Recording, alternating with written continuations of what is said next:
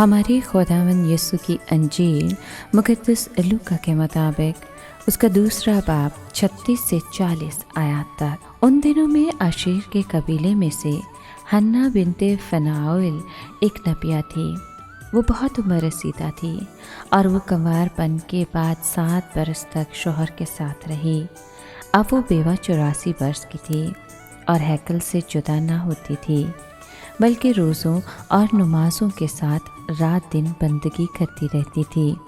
اور اس نے بھی اسی گھڑی پاس آ کر خداوند کی حمد کی اور اس کی بابت ان سب سے باتیں کی جو یروشلم کی رہائی کے منتظر تھے۔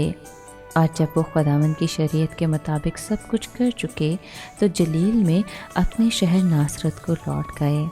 اور وہ بچہ بڑھتا اور مضبوط ہوتا گیا اور حکمت سے معمور تھا اور خدا کا فضل اس پر تھا۔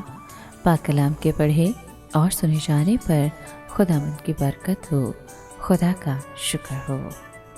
عزیز دوستو، شمعون کی گفتگو کے بعد بزرگ نبیہ بنام حنا بھی آگے بڑھ کر خداوند کی حمد کرنے لگتی ہے۔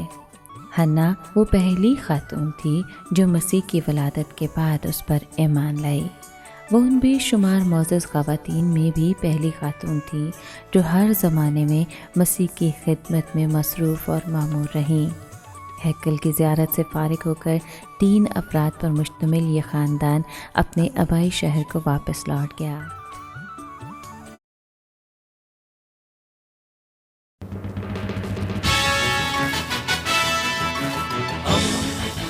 دوستی کا پیمبر، ریڈیو ویریتاس ایشیا۔